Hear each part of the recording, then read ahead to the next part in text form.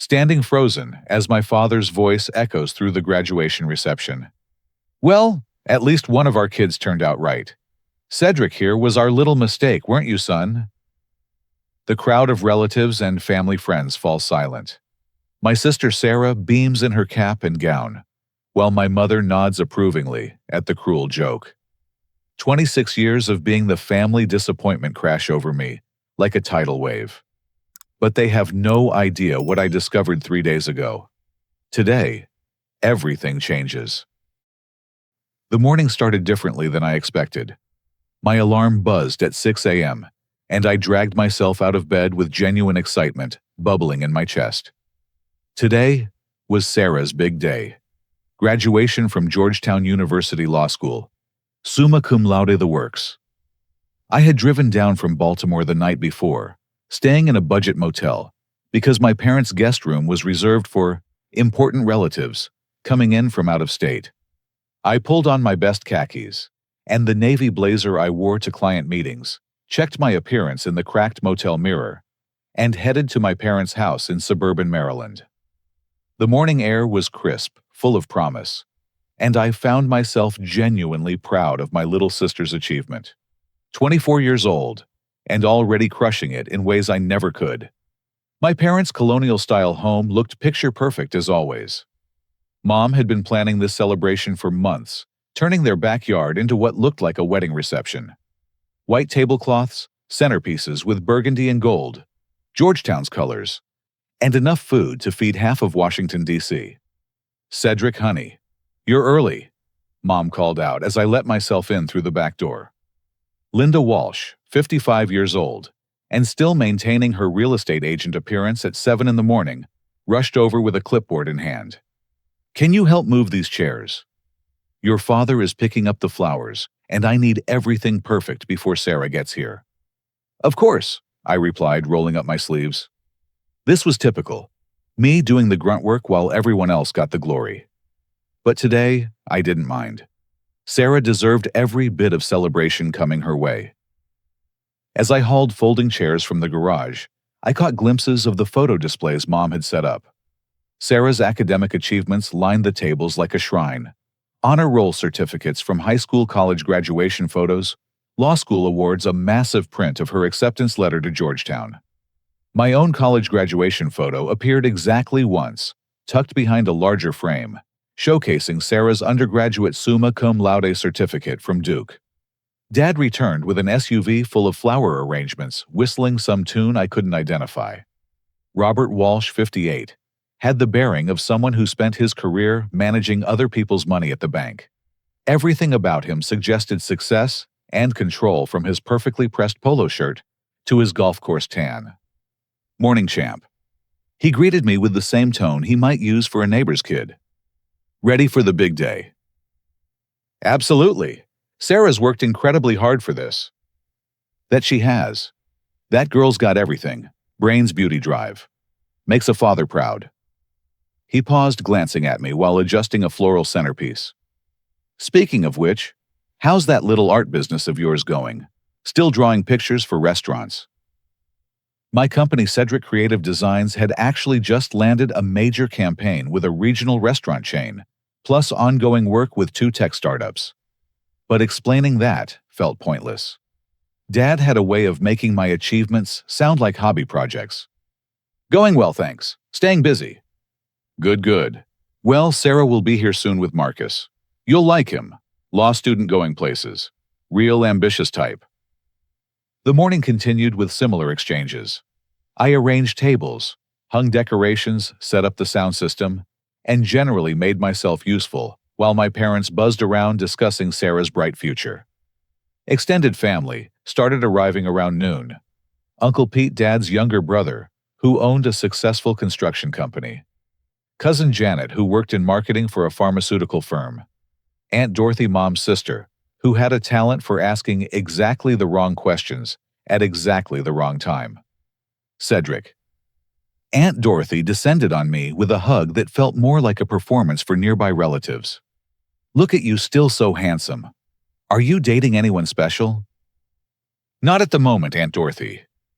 "Oh well, you know what they say. The right person comes along when you least expect it. Your sister certainly found a good one. Marcus is such a catch. Law degree, comes from a good family, already has job offers lined up. Sarah really knows how to pick them. Uncle Pete approached with a beer in hand, his weathered face breaking into a genuine smile. How's business, nephew? Your dad mentioned you're doing some kind of design work. Graphic design and marketing mostly. Working with local businesses, some bigger clients. It's been growing steadily. That's great to hear. Small business is the backbone of America, you know. Takes guts to strike out on your own, instead of playing it safe with a corporate job. His words felt like the first genuine encouragement I'd received all day. Before I could respond, though, Sarah's voice carried across the backyard. Family. My sister appeared like something out of a magazine spread, cap and gown, perfectly pressed, her blonde hair styled in elegant waves beneath the mortarboard. Marcus walked beside her, tall and confident in his own cap and gown, looking like he'd stepped off the cover of a law school brochure. The next hour became a whirlwind of photos and congratulations. I watched from the sidelines as relatives crowded around Sarah and Marcus, everyone eager to shake hands with the golden couple. Mom and Dad glowed with pride, introducing them to neighbors and family friends as our daughter the lawyer, and her boyfriend also graduating from law school. During the family photo session, I dutifully took my position wherever the photographer pointed, usually in the back row or off to one side. In group shots, I noticed how the composition naturally centered around Sarah, with everyone else arranged in supporting roles. It wasn't malicious. It just felt like the natural order of things. Cedric, get in here, Sarah called during one particularly elaborate family arrangement. Your family, too. That simple statement hit me harder than it should have. Of course I was family, but sometimes it felt like I occupied a different category. Family by birth, rather than by achievement. As guests mingled and the celebration hit full swing, I found myself doing what I always did at family gatherings. Helping out, making conversation, ensuring everyone else was comfortable. I refilled drinks, directed people to the restroom, helped elderly relatives find shaded seats. It kept me busy and gave me a sense of purpose. That's when I overheard the phone call that changed everything. Mom was standing near the kitchen window, talking on her cell phone with someone who apparently couldn't make the celebration. I was arranging bottles in the recycling bin just outside, when her voice carried through the screen. Oh, you know Cedric. He's here, of course, but you know how he is. Sarah's always been our success story. Honestly, we're just grateful one child didn't disappoint us. You should see the difference. Sarah graduated summa cum laude. Marcus is already lined up with a top firm, and they're both just so driven and ambitious. Meanwhile, Cedric is still trying to figure things out with that little graphic design hobby. My hands froze on the recycling bin.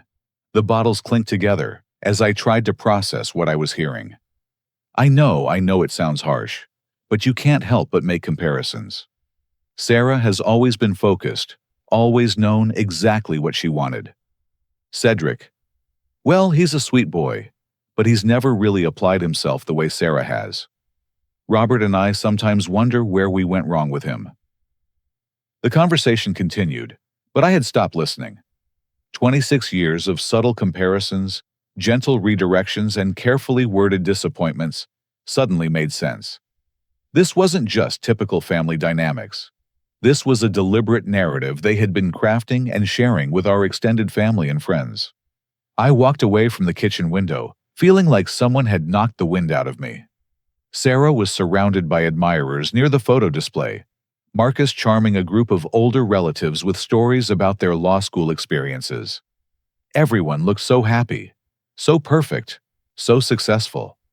For the first time, I wondered what other conversations my parents had been having about me when I wasn't around to hear them. The graduation ceremony itself was beautiful. Georgetown's campus looked stunning in the late spring sunshine, and watching Sarah walk across that stage to receive her Doctor of Jurisprudence degree filled me with genuine pride. I cheered louder than anyone when they called her name, snapping photos with my camera and feeling my chest swell with brotherly love. But something had shifted after overhearing Mom's phone call. Every interaction felt different, filtered through this new understanding of how my parents really viewed me. During the ceremony, I noticed how they positioned themselves for photos, always with Sarah in the center, always angling for the best shots of her achievements. "Isn't this incredible?" Mom whispered to me as we watched graduates file past. "Your sister is going to change the world." "She really is amazing." I agreed, and I meant it. Sarah had worked incredibly hard to reach this point. "You know, Cedric, it's never too late to go back to school. Maybe pursue something more stable than the design work. Law school might be too competitive, but business school or maybe accounting." Her suggestion landed with the weight of years of similar comments.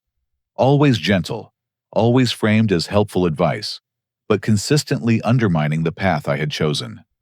I smiled and nodded, not trusting myself to respond properly. After the ceremony, we returned to my parents' house for the reception. More relatives had arrived, filling the backyard with conversation and laughter. I resumed my role as the helpful family member, ensuring everyone had drinks, introducing people who didn't know each other, and generally making myself useful. That's when the real education began. Cousin Janet cornered me near the beverage table, her expression a mixture of pity and curiosity. "So, Cedric, your mom mentioned you're still working on that art thing. How's that going for you?" "Actually, business has been really good. I just finished a major campaign for a restaurant group, and I'm working with a couple of tech companies on their branding." Janet's smile didn't quite reach her eyes. "That's nice, honey. But don't you think it's time to consider something more permanent? I mean, Sarah's got such a clear path ahead of her. Maybe you could look into corporate marketing. I could put in a word at my company." The conversation felt familiar. Well-meaning family members offering career advice based on incomplete information. But now, I understood where that incomplete information was coming from.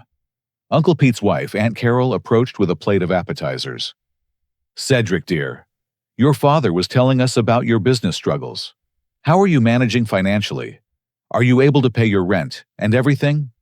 Business struggles. My company had been profitable for 3 years running. I was not only paying my rent, but had been saving money and building a client base that kept me busier than I could handle some weeks.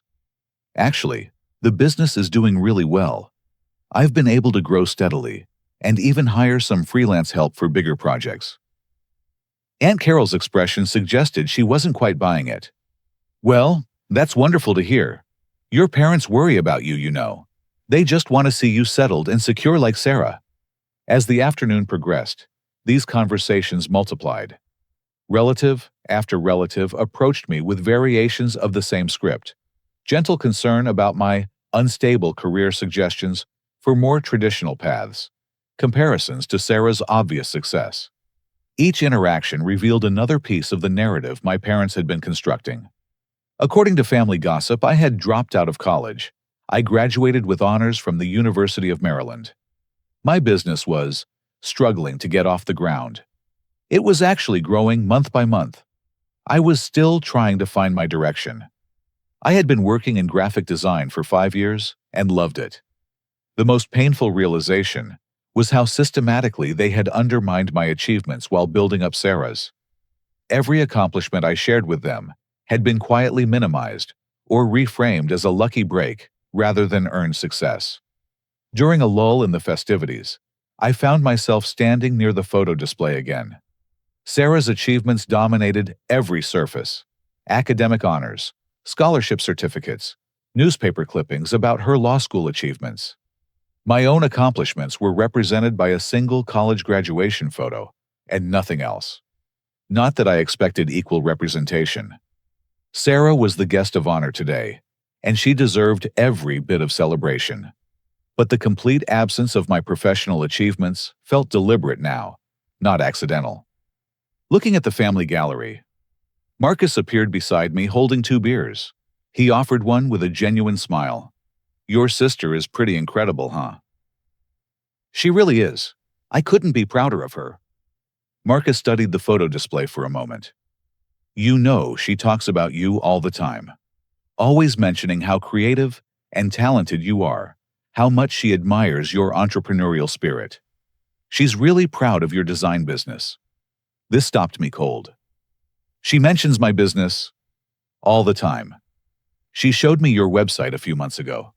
Some really impressive work there. That restaurant campaign you did was brilliant.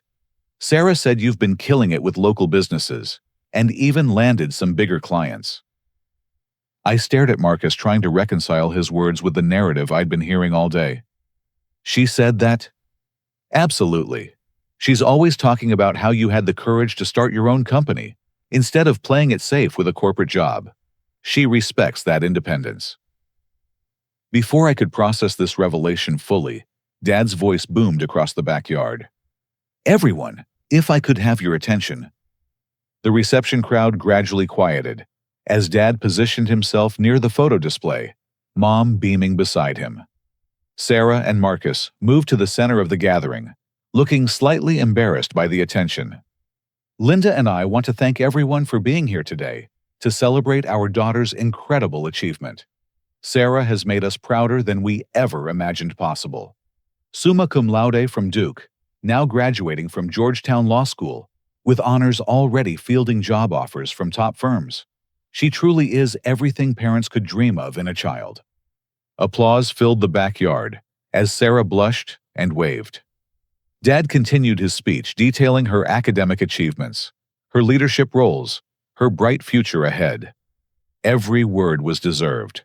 Sarah had worked incredibly hard and accomplished amazing things. But beyond her achievements, Dad continued, Sarah represents the kind of person we hope to raise. Focused, driven, ambitious, always knowing exactly what she wanted and going after it. She's never wavered, never doubted herself, never needed us to worry about her future. In every way that matters, she's exceeded our highest expectations. More applause.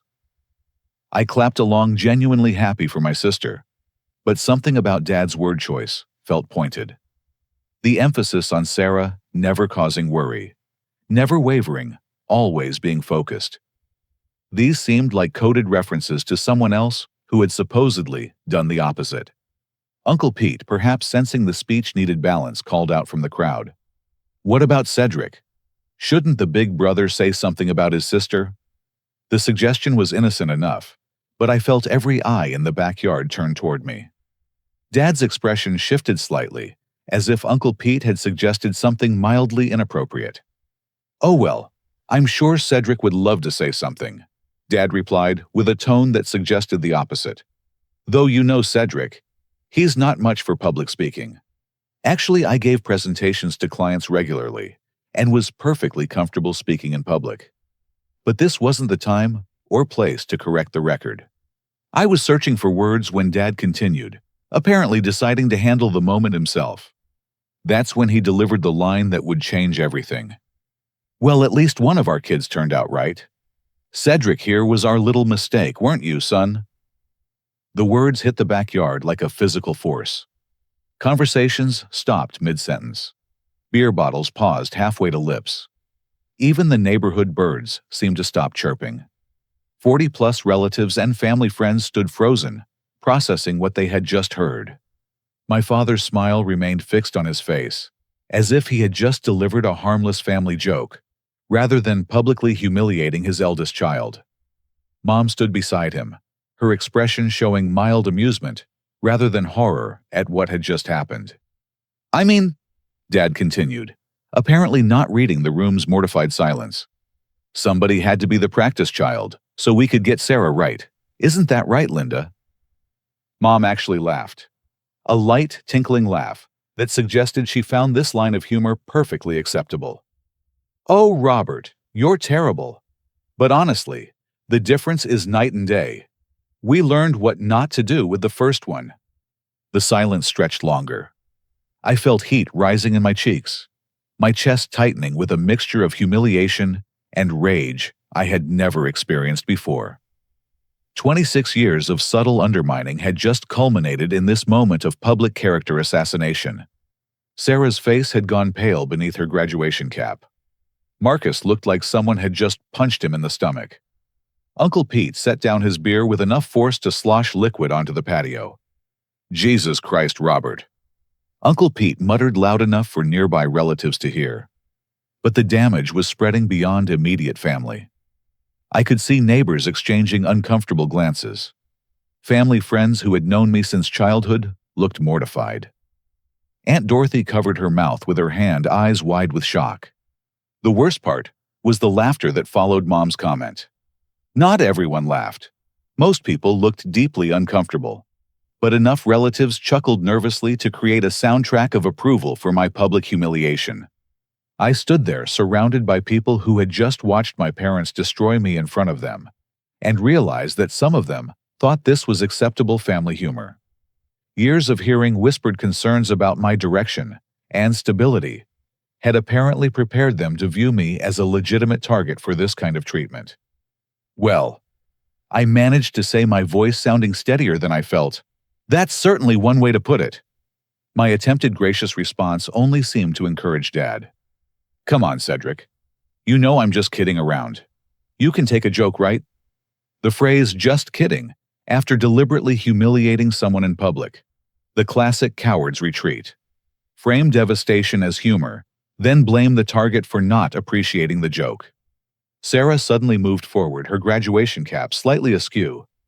Dad, that's not... Oh, honey, don't worry about it, Mom interrupted, patting Sarah's arm. Cedric knows we love him. We're just being honest about how things worked out. You've always been our star. The conversation was spinning out of control, each attempt to normalize what had happened, only making it worse. I could see relatives beginning to murmur among themselves, some looking sympathetic toward me, others nodding as if my parents' assessment made perfect sense. That's when Marcus did something that caught everyone off guard. He walked directly over to me, extended his hand for a firm handshake, and spoke loud enough for the entire gathering to hear. Cedric, I need to tell you something that I probably should have said earlier today. Sarah showed me your website and your portfolio months ago, and I was genuinely impressed by your work. The restaurant campaign you designed was brilliant. Creative, strategic, professionally executed. As someone about to enter the legal profession, I recognize quality work when I see it, and what you've built with your design company is impressive. The backyard fell silent again, but this time, the energy felt different. Marcus wasn't finished. I also want everyone to know that Sarah talks about her brother constantly.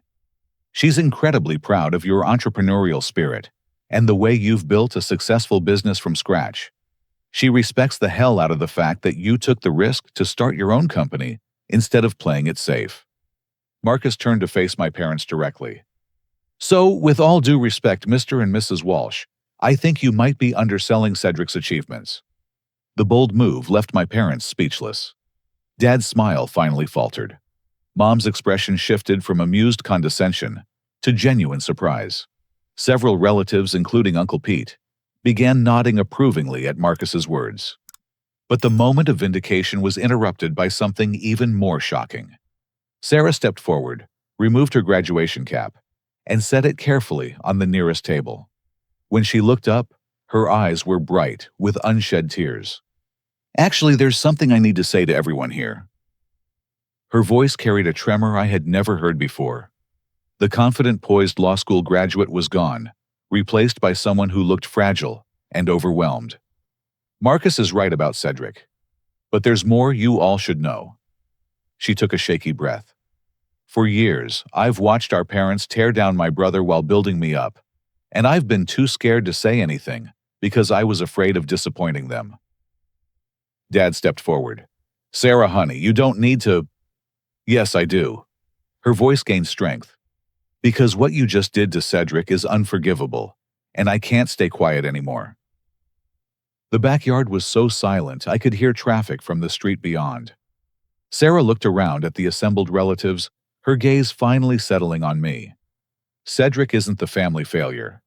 If anything, he's the brave one.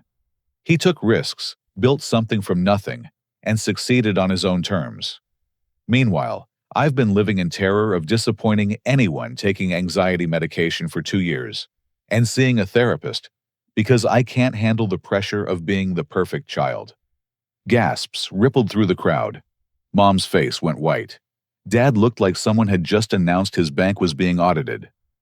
The truth is, Sarah continued, her voice now steady and clear, I've been falling apart trying to live up to impossible expectations, while Cedric has been quietly building a real life for himself. But instead of recognizing that our parents have been lying to all of you about his achievements, while using me as a weapon against him, she turned to face our parents directly. And I'm done being part of that. The confrontation that followed would be burned into my memory forever. Relatives who had spent the afternoon offering me career advice based on false information now demanded explanations from my parents. Uncle Pete angrily confronted Dad about the lies he had been spreading. Aunt Carol apologized to me with tears in her eyes.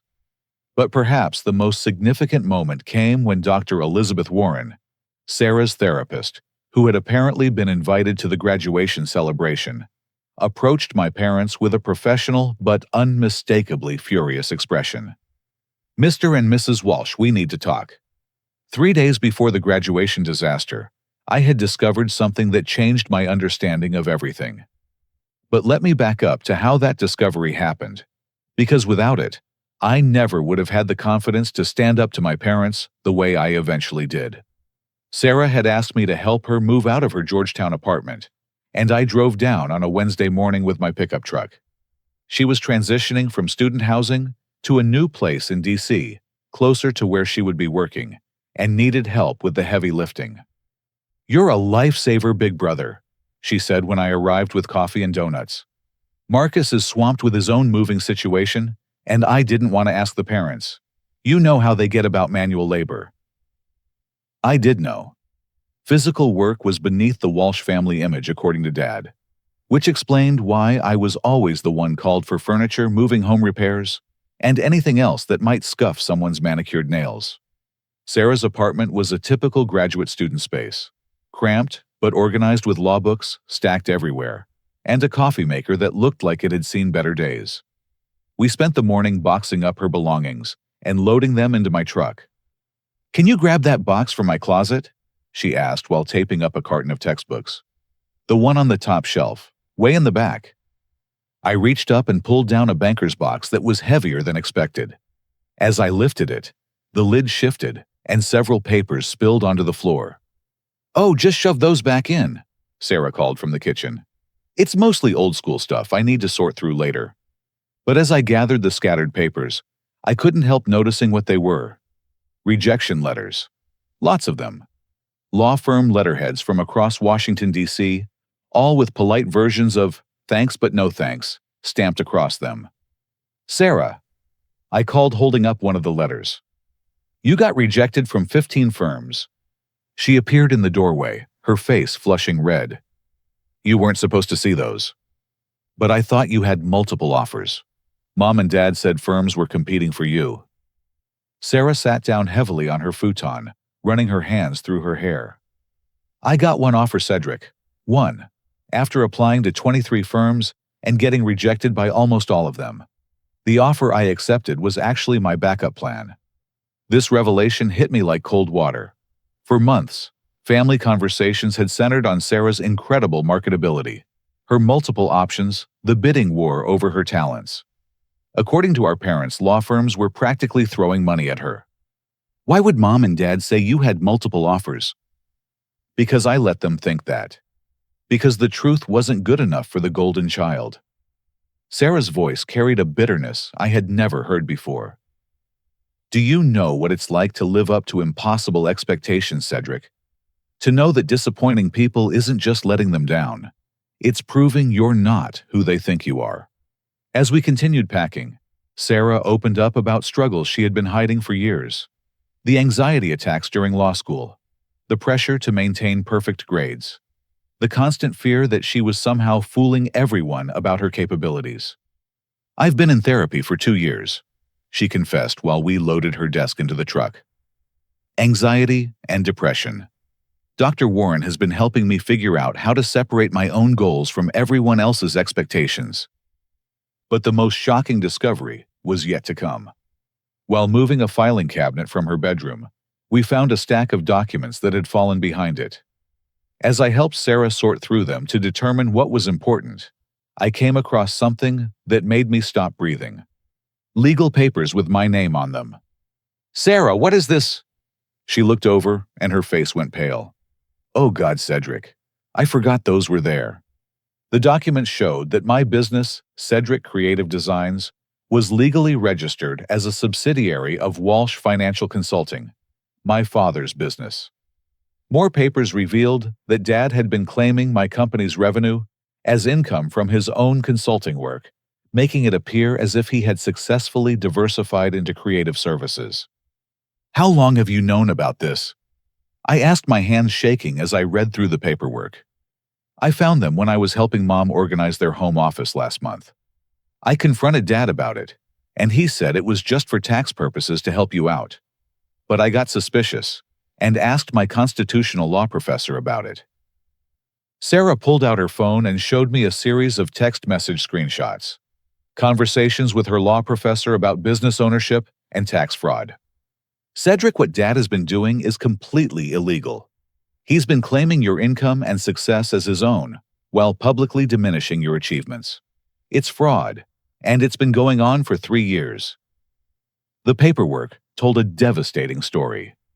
Every major client I had landed, every successful campaign I had completed, every dollar I had earned. Dad had been taking credit for all of it in his business filings. Meanwhile, he was telling relatives and family friends that my business was struggling. But there was more. Sarah showed me a folder she had been keeping since discovering the documents. Inside were printouts of emails between our parents and various family members forwarded to her by a cousin who thought she should know what was being said. The emails revealed years of character assassination. According to Mom and Dad's correspondence, I was still trying to find my direction, despite being 26 years old. My business was more of a hobby than a real career. I was sweet but unfocused, and would probably need family financial support eventually. Meanwhile, they had been systematically exaggerating Sarah's achievements while hiding her struggles. Her one job offer had become multiple competing offers. Her anxiety and therapy had been completely omitted from family updates. Her deferment of the bar exam due to stress had been reframed as taking time to choose between several opportunities. "Sarah, why didn't you tell me about any of this?" "Because I was terrified," she admitted. "If I spoke up about the lies they were telling about you, I was afraid they would stop supporting me. And if they stopped supporting me, everyone would find out that I'm not actually the perfect daughter they think I am." We spent the next hour going through the documents and email printouts. The systematic nature of my parents' deception was breathtaking. They had created 2 completely fictional versions of their children, unsuccessful Cedric and perfect Sarah, and had been selling those stories to anyone who would listen. But they had also been taking concrete action to undermine my success. The business registration fraud was just the beginning. I discovered that Dad had been intercepting calls from potential clients who had gotten his number instead of mine due to the business registration confusion. He had been telling them that I was booked up or transitioning my business model and referring them to competitors. "There's something else," Sarah said quietly. "Dr. Warren wants to meet with both of us. She's been helping me understand family dynamics, and she thinks what our parents have been doing constitutes emotional abuse." That word, abuse, landed like a physical blow. I had never thought of my parents' treatment as abuse. Favoritism, sure. Unfair comparisons, absolutely. But abuse felt too strong. "She specializes in family therapy," Sarah continued. "She's seen this pattern before. Parents who create a scapegoat child and a golden child, then systematically undermine one while over-pressuring the other. She says both children end up damaged, just in different ways." As we finished loading the truck, Sarah made a confession that broke my heart. "Cedric, I've felt guilty about our family dynamics for years. I've known they were treating you unfairly, but I was too scared to speak up because being the favorite felt safer than risking their disapproval. But watching them steal credit for your work, and lie about your achievements. I can't be part of that anymore." We drove back to DC in relative silence, both processing the magnitude of what we had uncovered. But by the time I dropped Sarah off at her new apartment, we had made a pact. We were going to confront our parents, together, after the graduation ceremony. "Are you sure you want to do this?" I asked as we unloaded her belongings. "You don't have to blow up your relationship with them because of me." Sarah stood in the doorway of her new apartment, looking more determined than I had ever seen her.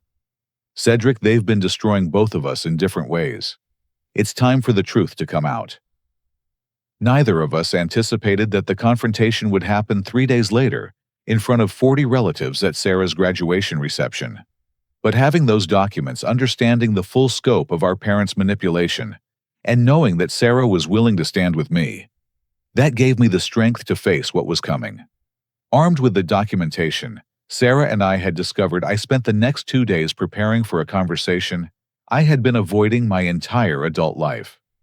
But this wasn't going to be a typical family discussion, where I quietly accepted criticism and tried to do better. This was going to be a reckoning. Thursday morning, I called Jake Patterson, a lawyer friend, who had helped me set up my business originally. Jake worked for a small firm in Baltimore that specialized in helping entrepreneurs navigate legal issues. "Jake, I need you to look at some documents for me. I think my father might have been committing fraud using my business registration." "That sounds serious, Cedric. Can you bring the paperwork by this afternoon?" I drove to Jake's office with the folder Sarah had given me. Jake, a guy I had known since college, was one of those naturally analytical people who could spot problems in legal documents from across a room. "Holy shit, Cedric," he said after reviewing the papers for 10 minutes. "This is bad, really bad." He explained that Dad had essentially stolen my business identity for tax purposes. Every contract I had signed, every payment I had received, every achievement I had earned. According to these legal filings, they all belong to Walsh Financial Consulting.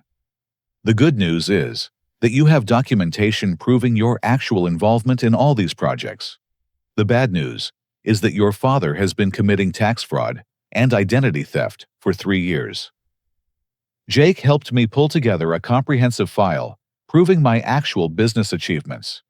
We collected contracts with my signature client testimonials, email correspondence portfolio samples, and bank records showing payments made directly to me for completed projects.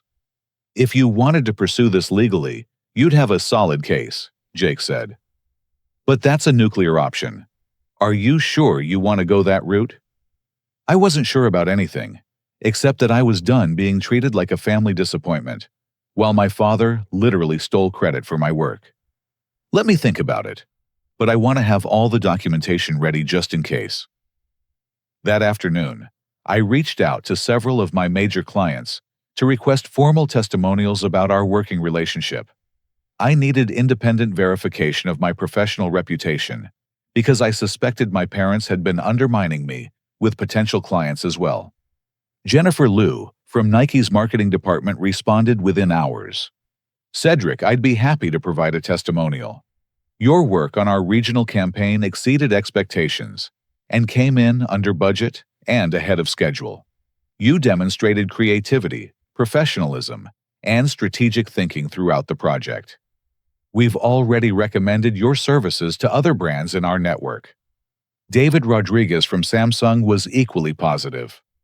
Working with Cedric Creative Designs was a pleasure from start to finish. Cedric understood our brand voice immediately and delivered designs that perfectly captured what we were looking for. His attention to detail and ability to incorporate feedback while maintaining creative vision made him an ideal partner for our product launch campaign. I collected 6 similar testimonials from major clients, plus a dozen more from local restaurants and small businesses.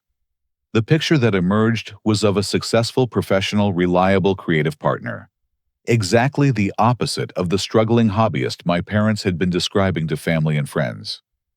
Friday evening, I drove to Sarah's new apartment to show her what I had assembled.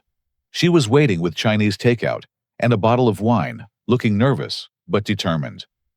"Dr. Warren wants to meet with us tomorrow morning before the graduation ceremony. Sarah said as we spread the documents across her coffee table. She's been researching family scapegoat dynamics since I told her about our situation. What does she think we should do? She thinks we need to set clear boundaries with our parents immediately. Not after graduation, not next week, but right away. She says waiting just gives them more time to manipulate the narrative. Dr. Warren had provided Sarah with literature about dysfunctional family systems. According to the research, families like ours often assign roles unconsciously: the golden child who can do no wrong, and the scapegoat who gets blamed for family problems. Both children suffer just in different ways. The golden child develops anxiety and perfectionism because they can never live up to impossible expectations. Sarah read from one of the articles. The scapegoat develops shame and self-doubt because they're constantly told their efforts aren't good enough. The description was so accurate it made my chest tighten. 26 years of wondering why nothing I did ever seemed to measure up suddenly made sense. Dr. Warren also said something that stuck with me. Sarah continued. She said that scapegoat children often become high achievers in adulthood because they're trying to prove their worth, but their families will find ways to minimize those achievements to maintain the established dynamic. That explained Dad's systematic undermining of my business success. It wasn't enough for me to be moderately successful. That would disrupt the family narrative. So he had to actively sabotage my reputation while stealing credit for my work. We spent the evening planning our approach. Not a confrontation exactly, but a clear presentation of facts that would make continued deception impossible. I don't want to humiliate them the way they've humiliated me, I told Sarah. But I also can't keep pretending that this treatment is acceptable. Sarah nodded, refilling our wine glasses. Dr. Warren said something about that too. She said the healthiest thing for both children in this dynamic is to refuse to play their assigned roles anymore. What does that look like practically?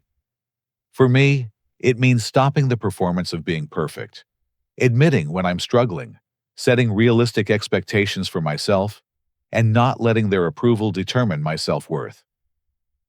And for me, for you, it means demanding respect for your actual achievements and refusing to accept blame for problems you didn't create. It means standing up for yourself, even when it's uncomfortable. Saturday morning, we met Dr. Warren at her office near Georgetown's campus.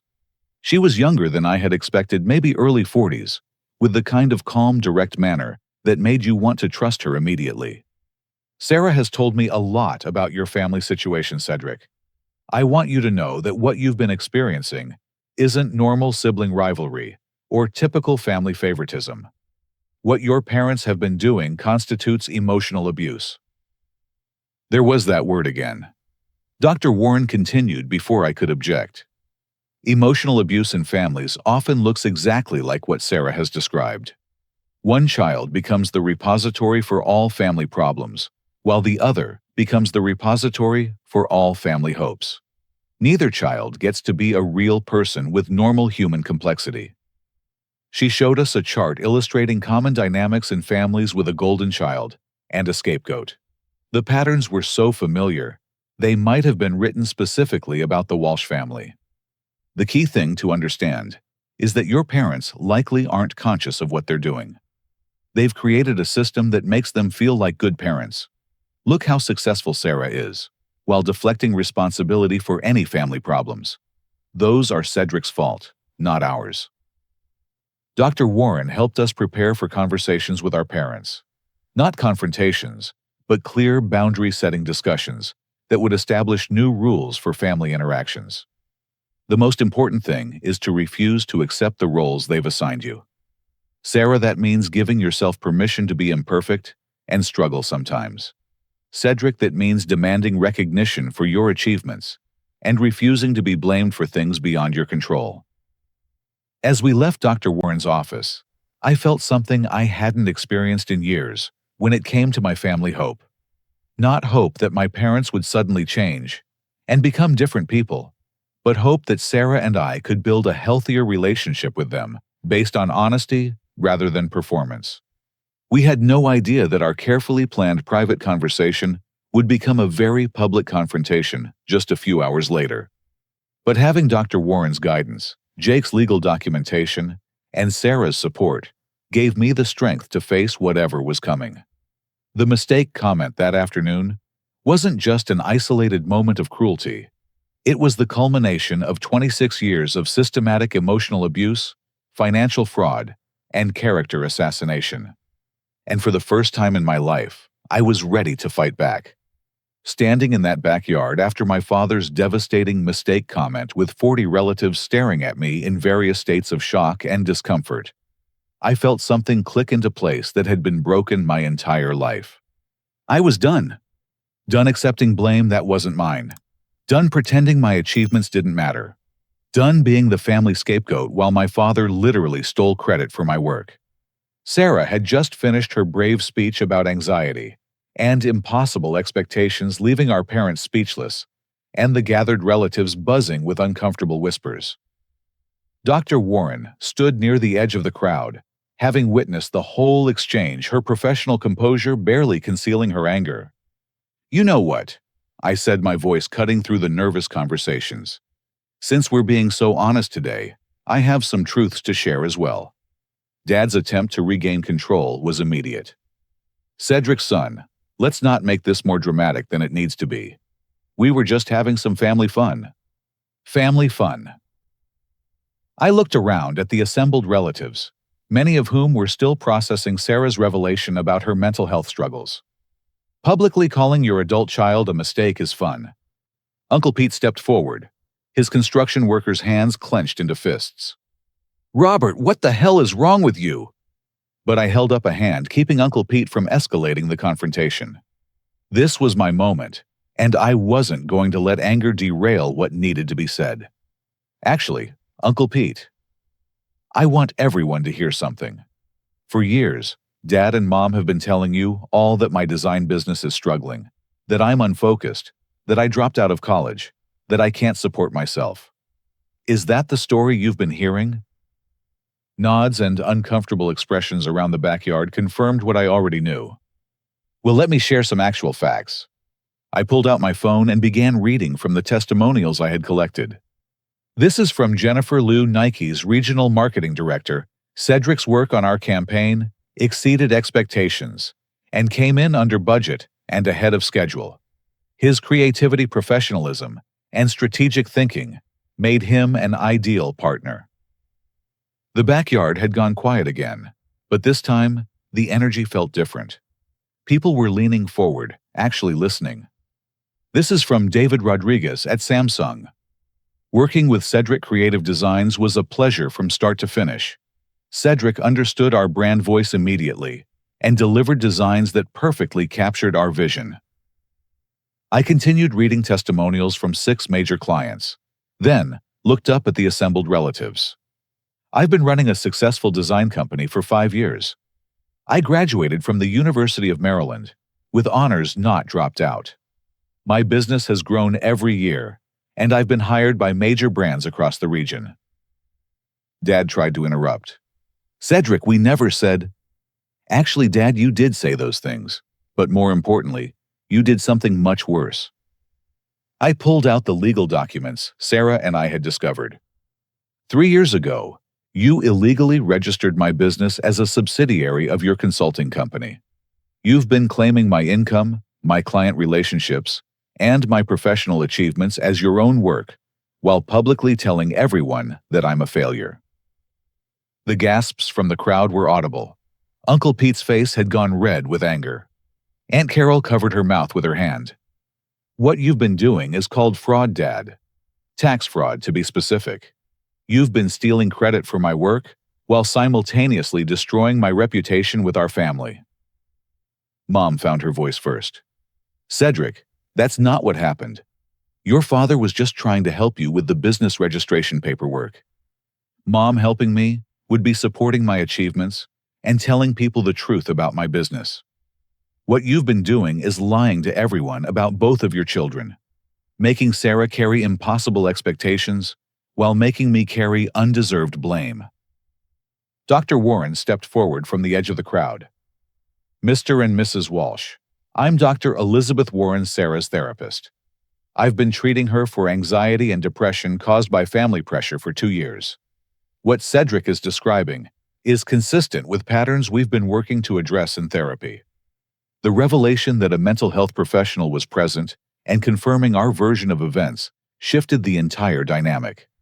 This wasn't just sibling drama or family squabbles. This was a therapeutic intervention happening in real time. Sarah moved to stand beside me, her graduation cap still sitting abandoned on the table. Dr. Warren has been helping me understand that our family has serious problems. She calls it a golden child and scapegoat dynamic, where one child can do no wrong and the other can do nothing right, regardless of what actually happens. Uncle Pete could no longer contain his anger. "Robert, is this true? Have you been lying to us about Cedric's business?" "It's not lying, it's fraud." I interrupted, holding up Jake Patterson's legal analysis. "My lawyer confirmed it yesterday. Dad has been committing tax fraud by claiming my work as his own, and he's been committing slander by spreading false information about my professional reputation." The crowd of relatives was now openly buzzing with shocked conversations. Cousin Janet approached me with tears in her eyes. "Cedric, honey, I'm so sorry. Based on what your parents told us, I thought you were struggling financially. I even asked my company about entry-level positions for you." Aunt Dorothy, who had spent the afternoon offering gentle career advice, looked mortified. "Your mother told me you'd been having trouble paying rent. I've been worried about you for months." More relatives began sharing what they had been told about me. A catalog of lies and deliberate misrepresentations that painted me as an unsuccessful adult child still trying to find his way.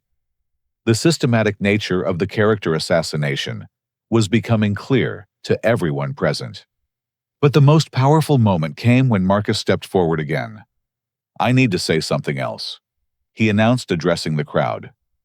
"As someone about to practice law, I want everyone to understand what we just witnessed. Tax fraud and business identity theft are federal crimes. Character defamation can be the basis for civil lawsuits. What Mr. and Mrs. Walsh have been doing to Cedric isn't just wrong, it's illegal." The legal context seemed to snap several relatives into a different level of seriousness. This wasn't family drama anymore. This was criminal behavior being exposed at a graduation party. Dad finally lost his composure entirely. "This is ridiculous, Cedric. We raised you. We supported you. We've always been there for you. This is how you repay us, by attacking us in front of our family and friends." The classic abuser's response, when confronted with evidence of wrongdoing, attack the victim and claim persecution. But Sarah wasn't having it. "Dad, you just called Cedric a mistake in front of 40 people. You've been stealing credit for his work for 3 years. You've been lying about his achievements to everyone we know. And when he presents evidence of what you've been doing, you call that an attack." Dr. Warren stepped forward again. "Mr. Walsh, what you're doing right now is called deflection. Instead of acknowledging the harm you've caused, you're trying to make your children responsible for your behavior." The professional intervention, combined with the mountain of evidence we had presented, finally broke through the stunned silence of the crowd. Uncle Pete stepped directly in front of Dad, his voice shaking with anger. "Robert, I've known you for 40 years, and I have never been more ashamed to call you my brother. How dare you treat your son this way? How dare you lie to your family about him?" Cousin Janet was crying openly now. "Cedric, I am so sorry. We should have questioned what we were being told. We should have asked you directly about your life, instead of accepting secondhand information." But perhaps the most significant moment came when Mrs. Henderson, our next-door neighbor, who had known me since I was a child, approached with her husband. "Cedric, honey, we've been hearing these stories about you for years, and they never made sense to us. You've always been such a bright, hard-working boy. We should have spoken up sooner." Mr. Henderson nodded gravely. "Your parents have been doing you a terrible disservice, son. Anyone with eyes could see you were building something successful. As the crowd of relatives and neighbors began approaching me with apologies and support, I realized something profound was happening. The truth wasn't just coming out. It was being witnessed and validated by an entire community that had been fed lies for years. My parents stood near the photo display, looking increasingly isolated as their carefully constructed narrative crumbled around them. The golden child and scapegoat roles they had assigned Sarah and me were being rejected publicly and definitively. Sarah walked over to where her graduation cap sat on the table, picked it up, and handed it to Mom. "I need you to understand something. Today was supposed to celebrate my achievement, but instead you used it as an opportunity to humiliate Cedric. That tells me everything I need to know about your priorities." The symbolic gesture of returning her graduation cap was not lost on anyone present. Sarah was rejecting the pedestal they had placed her on, refusing to be part of their system anymore. Dr. Warren approached our parents one final time. "Mr. and Mrs. Walsh, your children are willing to work on rebuilding your relationship, but only if you're willing to acknowledge the harm you've caused and commit to changing these patterns. I would strongly recommend family therapy for all of you." Dad looked around the backyard at the faces staring back at him. Family members who now understood what he had been doing, neighbors who had witnessed his cruelty, and a mental health professional who had just called him out publicly. For the first time in my life, my father had nowhere to hide. The immediate aftermath of that graduation reception was unlike anything I had ever experienced. As relatives and neighbors began to leave, many stopped to apologize to me personally and to express their disgust with my parents' behavior. Uncle Pete hung around long enough to have a heated private conversation with Dad that ended with him saying, "You need to fix this, Robert, or you're going to lose both your sons." Actually, he said both your children, but the message was clear. Sarah and I stayed to help clean up, partly out of habit, and partly because we wanted to see how Mom and Dad would handle the situation now that their manipulation had been exposed so publicly. They moved around the backyard, like people in shock, collecting plates and folding chairs without making eye contact with anyone. Dr. Warren approached me before leaving. "Cedric, I know today was difficult, but I want you to know how courageous you and Sarah were. Breaking these family patterns takes tremendous strength." "What happens now?" I asked. "That depends on whether your parents are willing to do the work necessary to rebuild their relationships with both of you. Change is possible, but it requires acknowledging harm and committing to different behavior." She handed me her business card. "I'd like to work with your entire family if your parents are willing, but even if they're not, individual therapy might help you process what you've been through." That evening, Sarah and I went to dinner at a quiet restaurant near her apartment. We were both emotionally drained, but there was also something lighter about the way we interacted. The family secrets were out in the open, and we no longer had to pretend everything was normal. "I can't believe we actually did that," Sarah said over appetizers. "I can't believe you gave Mom your graduation cap back. That was powerful." I meant what I said. If they can't celebrate my achievements without tearing you down, then those achievements don't mean anything. For the first time in our adult lives, Sarah and I talked honestly about our childhood experiences. She shared stories about the pressure she had felt to be perfect, how she had developed anxiety attacks during high school, from fear of disappointing our parents. I shared my experiences of constantly feeling like I was falling short no matter what I accomplished. "Do you think they can change?" Sarah asked. "I don't know, but I know I can't go back to pretending their behavior is acceptable." The next morning, I woke up to 17 missed calls from Dad and a dozen text messages ranging from angry to pleading. Sarah had received similar contact from Mom. We decided to let them stew for a few days before responding. Instead, I spent Monday morning meeting with Jake Patterson to discuss my legal options regarding the business fraud. Jake had spent the weekend researching similar cases and had some sobering news. "You could definitely pursue criminal charges, Cedric. The evidence is clear, and the dollar amounts involved make this a felony. But you should think carefully about whether that's the outcome you want." "What are the alternatives?" Civil action to recover the money he's earned from claiming your work, plus damages for the harm to your reputation. That might be less destructive to family relationships while still holding him accountable. I also spent time that week reaching out to clients and professional contacts to clarify my business status. Several people mentioned that they had tried to refer work to me, but had been told by someone claiming to represent my company that I was transitioning my business model or not taking new clients. The pattern of sabotage was even more extensive than I had realized. On Thursday, exactly 1 week after the graduation disaster, my parents called to ask if they could meet with Sarah and me. They had spent the week dealing with angry phone calls from relatives and had apparently reached some difficult conclusions. We met at Sarah's apartment with Dr. Warren present as a mediator. My parents looked older than I had ever seen them, sitting rigidly on Sarah's couch, while she and I faced them from across the room. "We want to apologize," Mom began, her voice shaky. "We've spent this week talking to Dr. Warren and trying to understand how things got so wrong." Dad looked like he had aged 5 years in 7 days.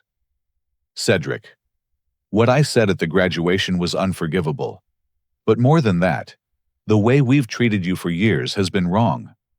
We've taken your achievements and made them about us while minimizing them to everyone else." It was the first time in my life that I had heard my father admit to being wrong about anything. Dr. Warren facilitated the conversation, helping my parents acknowledge specific behaviors and their impact. They admitted to spreading false information about my business, to taking credit for my work through fraudulent business filings, and to creating impossible pressure for Sarah while making me the family scapegoat. "The business registration situation has to be fixed immediately," I said.